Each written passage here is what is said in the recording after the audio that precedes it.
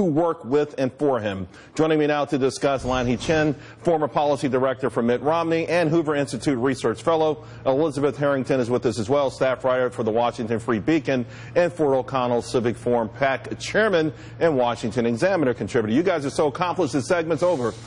Elizabeth, let me start with you. The Bannon Doctrine, imposing, it was a great interview. Certainly it seems like the gauntlet has been thrown down. What does it mean for policy going forward?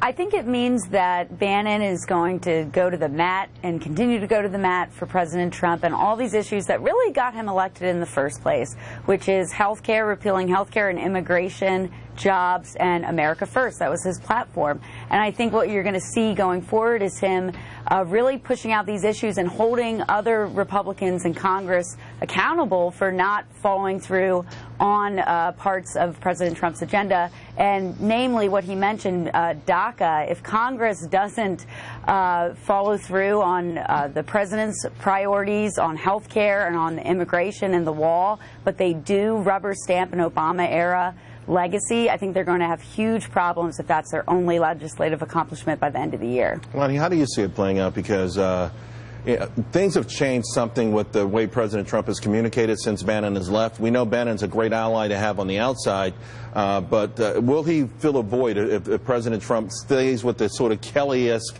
sort of restraint, if you will? And if so, what kind of impact will that have? Well, I think Bannon's going to have a huge impact from the outside. He's going to have much more of an ability to shape this Trump agenda, but more importantly, to shape support for the Trump agenda from the outside. Because on the inside, he was going to be constrained, right? The Kelly system is something that I think is going to be very challenging, not so much from a substantive perspective, more from a procedural one. So having Bannon on the outside is going to be a very powerful tool for the president, but also for Bannon. Well, what do you make? You worked with Mitt Romney. Mitt Romney is the sort of establishment person that Bannon loathes, right? I mean, listen, he did Bush, he felt like George Bush let us down, and of course he's not a big fan of Mitt Romney, so the so-called establishment, for lack of a better word. How will they fight back, or will they fight back? I don't know that they're going to fight back. I mean, I think the reality is that they've got a tremendous number of people in Congress who believe the sort of establishment worldview. The challenge really, Charles, is that there is a fundamental disagreement within the Republican Party. You do have this economic nationalism that some espouse strongly, and then you've got others who believe differently. So there's a conflict within the party now.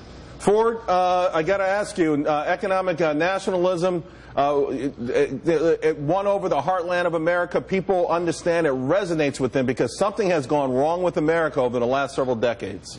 Well, first of all, Charles, it's good to be back on the air with you, my friend. Secondly, you're absolutely right. The middle of the country is decaying. And while I disagree with Steve Bannon doing this interview with 60 Minutes because I think it was more about Bannon and self-promotion than Trump, I think he's absolutely on the right issues. We're decaying in the middle of the country. We have to start thinking about trade. We have to start thinking about manufacturing. But if he's going to push the Republican Party in the right direction, hopefully it will come on DACA, because we know this is going to play out. They're going to legalize DACA. But if we don't get something in return, it's going to be a very big problem, because the Democratic Party and establishment Republicans think the only problem in this country is illegal immigrations.